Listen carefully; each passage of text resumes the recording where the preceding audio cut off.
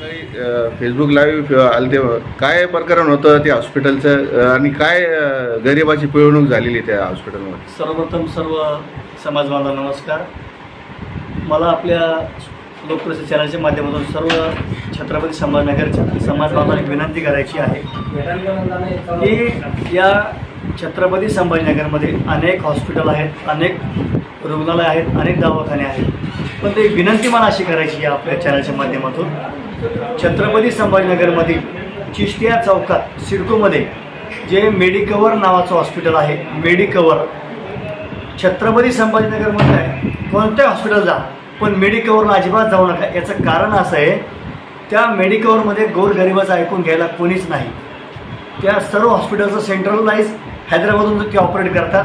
तिथं जर आपण एखाद्या गरीब रुग्णाबद्दल बोलायला गेलो तर ते ऐकून घेत नाही. ते म्हणतात आम्ही सर्व ते कामगार आहे, आम्ही डॉक्टर लोक पण इथे कामाला आहे, पगारावर कामाला आम्हाला ठेवलेलं आहे. त्यामुळं सर्वसामान्य माणसाने तिथं अजिबात जाऊ नये. तिथं लोकांना सोनं नाणं जमीन जुमला व्याजाना पैसे घेऊन तिथं बिल भरावं लागतात, अशी कंडिशन तिथं असती. मी तिथं खूप वेळा ते डॉक्टर डोकं लावून भांडणं करून अक्षरशः बिल माफ केलेले, परंतु ते गेंड्याच्या कातडीचे लोक आहेत. त्यांना माणुसकी हा धर्म त्यांना माहिती नाही. त्यांना एकच धर्म माहिती आहे, लुटो हा धर्म त्यांना माहिती आहे. खाटीक तरी बरा असतो, ते बकरं कापायचं पहिले खाटीक विचारतो काटून घ्या. इतके डेंजर डॉक्टर लोक त्या मेडिकलवर आहेत, अजिबात ते विचार दया माया धर्म त्यांना काहीच नाही. केवळ आणि केवळ रुग्णांची पिळवणूक आणि रुग्णांची लूट ते हॉस्पिटल करत आहे. परवाचा विषय असा होता की तिथं कळस गाठला त्याने, त्याला काय म्हणता येईल, माणूस काही भाषण घटना ती घडली. 4.5 तास पेशंट बाहेर तिथं होता, त्याला तात्काळ ॲडमिट करण्याची गरज असताना 4.5 तास त्यांनी पेशंट केवळ पैशासाठी आणून धरला होता. आणि शेवटी त्यांनी व्याजाना पैसे आणून जेव्हा भरले त्यावेळेस त्या पेशंट ॲडमिट केलं. ढगे नाव सांगतो, करसखेडा, संदीप धुळे करसखेडा असं या पेशंटचं नाव आहे.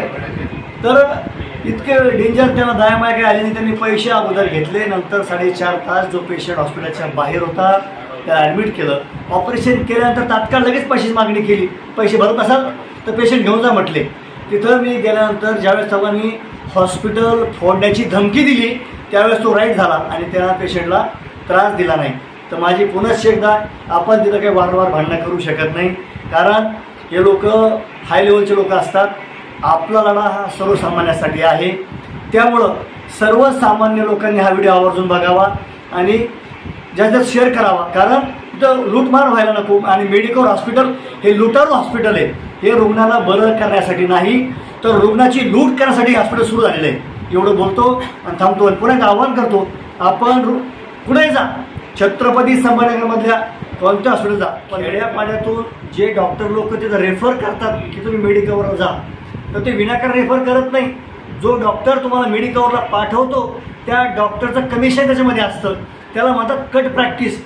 जो डॉक्टर त्या मेडिकलवरमध्ये पेशंटला पाठवतो त्या डॉक्टरच्या कमिशनसह ते बिल बनतं, त्याला म्हणतात कट प्रॅक्टिस. म्हणजे रुग्णाची सगळ्या साईडला पिळवणूक करतात. ते रुग्णाचं बिल जर 1.5 लाख झालं तर त्याच्यामध्ये 50,000 रुपये कमिशन त्या डॉक्टरचं असतं. जो डॉक्टर तिथं पेशंट पाठवतो त्याचे 50 रुपये असतात. माझं नाव सुनील कोटकर पाटील, संस्थापक अध्यक्ष झुंजार छावा संघटना आणि मनोज जरांगे पाटील समर्थक.